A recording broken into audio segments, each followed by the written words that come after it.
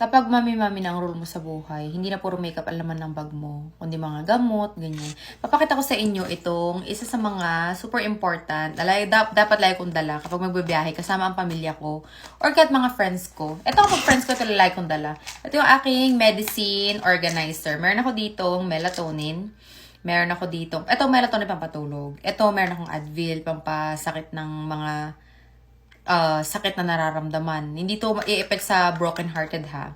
Tapos, ito, naubusan ako nung pampasakit ng tiyan. So, magka-transfer tayo ngayon.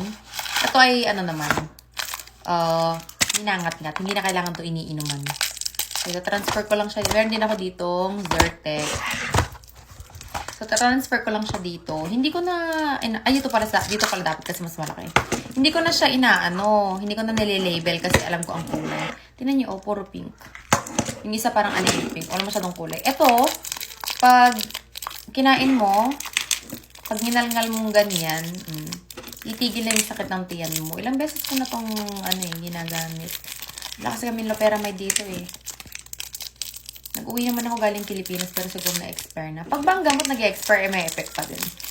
Lalagay lang ako dito ng madami kasi minsan, kapag nagbabiyahe ako, doon umaano ang tiyan ko. Eh, hindi pa naman, mahihain pa naman yung anas ko sa public na public restroom. So, kailangan may baon akong ganito. Tsaka pag nainom ako ng gatas o kaya kape, automatic yan. Kaya dapat lagi may ganito. Tapos, pagka na-transfer ko ng ganyan, diba? Sa kabila naman yung Zyrtec. Ito naman para sa allergies. Akala ko dati yung allergies ay pang mayaman lamang, hindi pala. Tinatablan din pala ako niyan. Hindi ko alam kung ano yung allergies ko. Ano pa yung mga allergies ko. Pero habang tumatanda ako, padami sila ng padami. Wait lang. Naalala ko pala, nung nag-braces kasi ako dati. Tapos, bagong adjust yung ngipin ko. Ay, yung ngipin. Bagong adjust yung, tawag to yun. Kasi ina-adjust sa braces. Basta yun, alam nyo na yun. Ngayon, sobrang sakit. Kaya ang ginawa ko, pumunta ako sa nurse namin. Nagko-call center pa ako nito. Tapos yung mefenamic yata. Yun, allergic pala ako sa mefenamic. May ganun pala, no? Allergic ako sa gamot. Tapos, ayun, namaga na. Mga pwedeng mamaga. Kaya ngayon, eto, Benadryl. O kaya Zyrtec. Ganyan-ganyan. Tapos, ano ba mga ko? Tinitigyaw ako sa mga dairy products. Tapos, kapag, kunwari, spring ganyan, yung mga pollen, ayan, medyo hinahatching-hatching ako.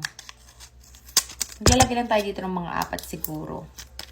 And, may papakita pala ako sa inyo, baka hindi nyo alam, para durog na. Diyos ko, parang binaboy ko naman na tong gamot. Pasensya na kayo. Tapos, pag nag-travel kami ng mga friends ko, pag nahihilo-hilo sila, diba, may baon ako. And then, papakita ko sa inyo to. Saran! Sabi niyo ba kung ano to? Nagtingin ako sa Watsons, wala silang ganito. Kaya bumili ako ng madami. Ito ay motion sickness patch. Kasi ako, kailan ko ba ito na-discover? Sinabi yata ng hipag ko.